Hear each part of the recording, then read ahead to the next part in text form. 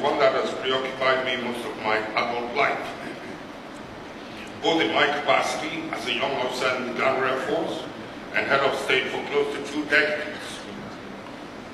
As a young flight lieutenant in the Ghana Air Force during the period of military interventions of the 1970s, I understood that peace could never prevail while corruption and injustice were destroying the fabric of our society. Since that eventful decade, often known as the lost decade in development terms, the world has become more interconnected, more open, and more committed to democratic values. Ladies and gentlemen, as part of our quest to build a world of mutual understanding, sustainable peace, and prosperity for all, part of our framework for achieving these laudable goals can be found in the UN Sustainable Development Goals 16 and 17. The last two of the SDGs, Goal 16, urges us to promote peace and inclusive societies for sustainable development, provide access to justice for all, and build effective, accountable, and inclusive institutions at all levels. Thus, Goal 16 recognizes that without justice and accountability for all in our society, there can be no peace. As I've always said, there should be no peace when the values that bind us together as a society, worthy of emulation, are corrupted by unworthy leaders. This was the principle that governed our actions in 1979 as well as 1982. But ladies and gentlemen, how do we implement global partnership for sustainable development if we do not confront the challenges of the current global political climate and the death of international political morality of some of the world's leading nations? How do we engender peace? How do we engender peace and security when some of the very forces that seek to impose their moral compass on us are suffering a serious decline in international political morality? Ladies and gentlemen, Madam Moon yesterday was sharing with us a suggestion she made to some Chinese about investing a tiny proportion of their military or security budget into providing initiatives that will bring comfort, especially into the lives of the underprivileged. Distinguished ladies and gentlemen, I am glad, unfortunately some of them are no longer here. I was going to say, I am glad that we have a number of high-powered American citizens with us, and I hope my comments will be taken in good faith. But I can see that Dick Cheney is not here with us. The former speaker is also not here with us. Let's make sure they get copies of the speech, Mr. Chairman. Ladies and gentlemen, even though we were colonized by an English-speaking country, my children did not go to China or Russia for their education. None of us, or none of them, speak Chinese or Russian. We all speak English. We think in the English language.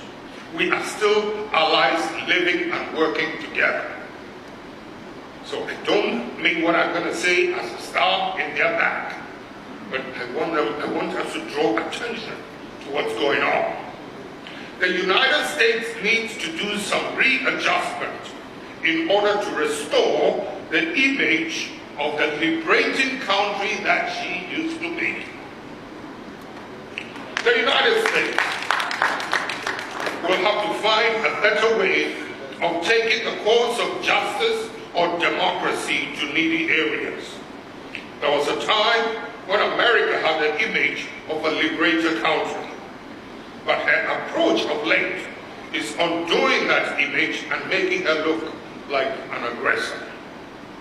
If America is trying to undo the socialist or communist economic philosophy, capitalism has replaced communism in Russia and significantly in China. So why is there a persistent antagonistic policy, especially towards those two countries? Ladies and gentlemen, an impression is being created that the United States wants to control the world, and that's most unfortunate. Mahatma Gandhi once said he was in search for the truth in God when it dawned on him that God actually lay in the truth. Without the sanctity of truth, without the sanctity of freedom, and without the sanctity of justice, the quality of democracy we want to espouse will lose its value. Some years back, when I was in office, and President Zuma was in charge of the military, of the intelligence machinery, at that time under President Nelson Mandela, he came to Ghana on a visit, and I implored him to do everything possible to ensure Mandela's health and security. Mandela had become the conscience of the world. The quality of his truthfulness and candor was very liberating and refreshing.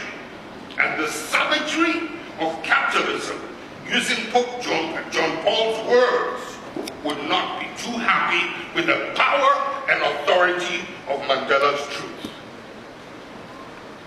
Ladies and gentlemen, a few years later, when I left office, and Mandela was also out of office and had become such a great icon, I called on him and suggested a way to preserve his voice and conscience through other outstanding and noble personalities for the benefit of the world. When he passed on, the United States, the old ally, needs help to see that a liberating image is becoming the image of the unipolar power bent on controlling the world. If the economic and moral might cannot do it, there is no reason why she cannot do so by military means. This thrust is not only creating stress and discomfort, but is contributing to insecurity around the world. Meanwhile, some very serious human rights violations are also contributing to the undermining of international political morality. The persecution that the Palestinians have been subjected to all these years does not only affect Israel, but the United States as well. If Israel can ride on America's shoulders and continue provoking other countries like Iran and Syria, why wouldn't Saudi Arabia also enjoy the same negative privilege? The persecution of the Shiites is the misuse and abuse of the relationship with a great power like the United States. The cruelty that the Yemenis have been subjected to would have been characterized as ethnic cleansing if it had been perpetrated by other warmongering parties. Ladies and gentlemen, from the collapse of the Soviet bloc, the world falsely assumed the tensions of the Cold War would give way to a period of genuine peace, global prosperity, collaboration, and a shared vision for humanity. Instead, the post-Cold War period has been defined by a never-ending series of global conflicts, many involving the same players who we all had assumed would be leaders of conscience. Their exploitation of the trust, the vulnerability, and indeed decisions across the world is unprecedented, both in their ability to resort to barbarity and the the naked use of force. The most prominent, of course, the Syrian conflict and the situation in Yemen. Conflicts that, though tragic in themselves, are made significantly worse by outside players who seem more concerned with their interest than in a peaceful resolution. These have not only played out in military terms or in the ever-polarizing media, whose role, it seems, is as much to inform about conflict as it is to fan the flames that ensure said conflicts perpetuate themselves. These conflicts have also played out behind the scenes in the form of clandestine, often barely concealed partnerships of deadly convenience between so-called champions of democracy, sovereignty, rule of law, and some of the most vicious factions and personalities of our time. How can we speak of true democracy when the conditions for peace are entirely dependent on the interests of a single foreign nation or external interest parties that often directly contradict both the will of a nation's people or indeed that of the wider international community? Ladies and gentlemen, is this what it means to live in a unipolar world? That nations no longer have the rights of their own destiny, choice of leadership, system of government or economic partnership for fear of facing retribution by their Western masters, for whom such sovereign decisions are an inconvenience, in spite of the interests of otherwise sovereign countries and the wider international community? Are we all so powerless to speak up? There was a time the United Nations was seen as the single most important arbiter between equals. A way for us as equal people of this planet to fairly engage and settle our differences. It is with irony that such a governing body, formed as a direct response to the most violent conflict in human history, is incapable of stopping even the most basic whims and caprices of some of its key members. Now, it seems the UN is a place where vulnerable nations, amongst others, go to beg in vain to an international community. Hello, I just have a few more pages, please. Thank you very much. This is not meant to be an all gloom and doom. In my time as head of state of Ghana, I've seen great suffering and an equal measure of incredible human kindness and solidarity in the face of extreme difficulties. Even in the darkest of times, there was always a chance for hope, change, and renewal for people. We captured this need for continuous change and development both in words and in deeds by a simple yet fundamental philosophy, that is probity and accountability. Ladies and gentlemen, after more than a decade spent working with ordinary Ghanaians to nudge the country bit by bit with great difficulty and sometimes interference, both foreign and domestic, back from the brink of economic and social collapse, we came to understand a little something about the nature of humanity, big or small, rich or poor, powerful or less powerful. The key to any disparate group rallying together for an honest shared existence is simply probity and accountability, transparency of leadership, accounting for actions, and fairness to all. Ladies and gentlemen, are these not the principles that all nations of the world demand and strive for in their dealings with others? Principles laid down with checks and balances. This simple yet fundamental principle, now more than ever, is ripe for rediscovery in the face of these challenging times. Today, as leaders in the international community stand by, either mute or offering declarations of condemnation, with each successfully more blatant abuse of power by one nation or another, we see the problem escalate and sadly perpetuate itself. Today, we sit by watching as the Yemen situation escalates beyond a human disaster.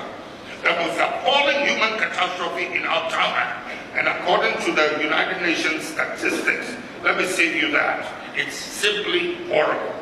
Ladies and gentlemen, we have become dehumanized to the ongoing proxy war waged in the Congo, in Syria, at the expense of millions of people that have already died there.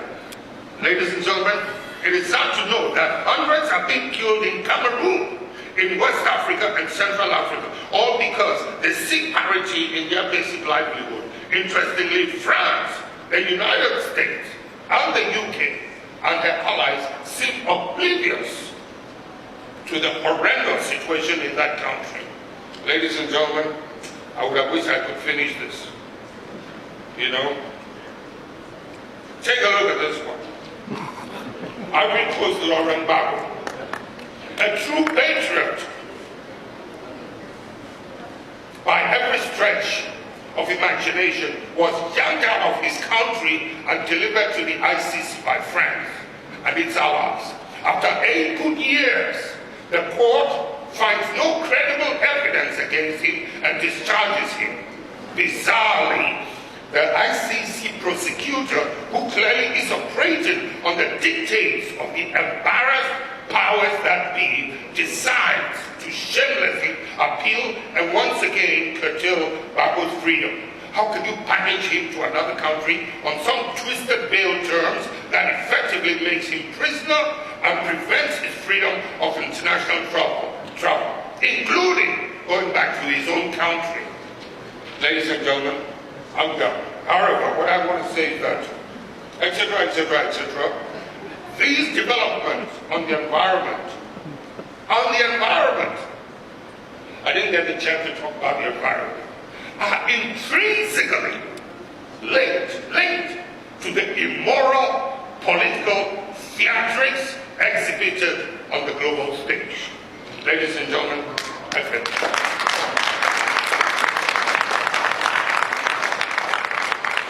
Thank you. Next speaker.